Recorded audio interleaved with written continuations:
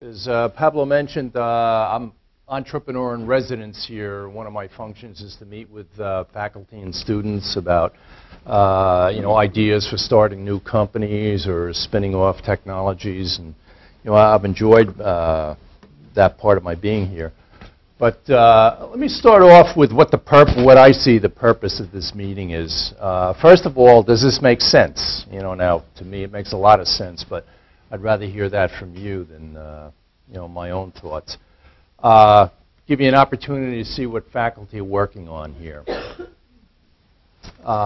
Faculty can see what the local companies are doing. It's a lot better to meet and interact and have coffee, and we have a reception afterwards rather than just read about stuff in newspapers and trade journals. And then, of course, is to determine what the next steps are. How do we go forward from here? So after this meeting, we'll kind of make some notes, distribute them, and go to Plan B. A little bit of history.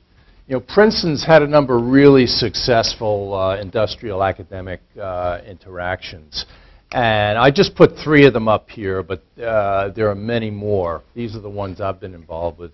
About 20 years ago, there was a POEM, Center for Photonics and Optoelectronic Materials.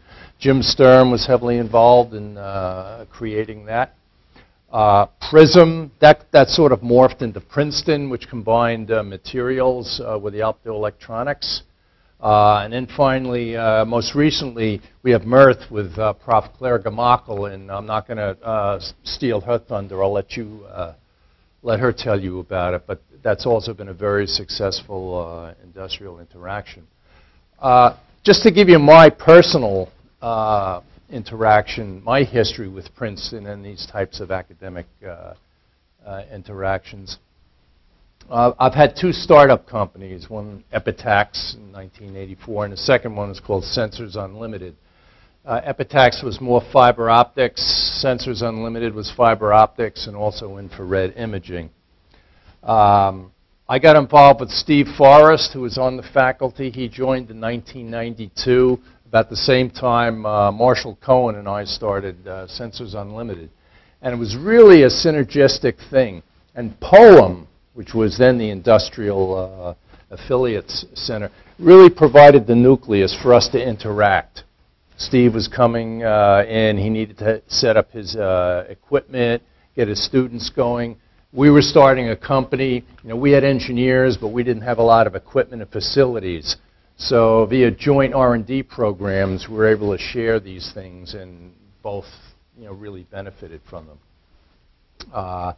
Lots of student jobs, not only summer jobs. I think at Census we probably hired maybe close to 10 Princeton graduates. We licensed patents. It was just a really nice interaction. Between these 2 companies, net, there was over $1 billion in sale. Over 1,000 jobs were created. And one of the best part is we were able to pay back over $100 million to the government in the form of corporate and payroll taxes. So it was really a win-win-win for everybody. And I give a lot of the credit for both of these companies to the centers that existed at Princeton University. So what I'm trying to do is to tell you it's really worked for me, and it can work for you too by getting involved with the university. As I said, it's been a great deal for everybody. Again, the MERTH Center, I'm going to let Prof. Gamakel tell you more about that. But they've attracted companies from all over the United States that participate in it. In fact, I was down at a trade show called Clio last week in Baltimore, and I see they had their own booth at a trade show. So, it's really been an active organization and really gets out and interacts with the world. Now, if I was an industrial member, if I hadn't been involved in these things, I might say, well, how can a university help me? And, just a couple, I think you're going to find out by listening to these talks. But I think one of the best ways is by joint funding programs.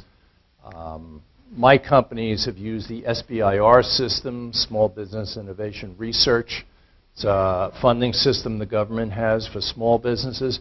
But now with the stimulus program, there's a lot of other things going on. The Department of Energy, most recently these ARPA-E programs, but there are going to be more as the stimulus stuff evolves. And many, many of these programs either encourage or require companies to interact, to have universities on their programs, and vice versa. The universities to go out and find industrial participation. So I think the stimulus program is, just one of many ways that this can interact. At first glance, nanotechnologies and lasers, what does that have to do with me? Well, that may sound a little foreign to you or a little bit up in the clouds, but when you get into pollution monitoring and gas sensing, then it's not so far removed, because I think a lot of you deal with things like that. Let's turn it around. How can companies help universities? Just make them aware of the problems you have. An outlet for technology. There's a lot of great technology here, and if you get to talk to the people, this is how you'll find out.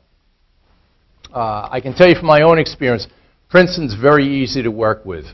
John Ritter, in terms of licensing, he's a deal maker. And you won't sit there for tens of meetings. You'll get to the point, and we've worked with him for over 20 years, and we found not just John, but the whole university to be really easy and friendly to work with.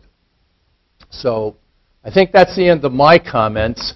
I think next on the schedule is supposed to be the funding lady, Paula Durand. I don't see her here yet, so I think what we'll do is maybe start on, if you don't mind starting a little early, Claire, get on with that part of it, and when Paula comes in, we'll just have her talk about the funding programs available for the state.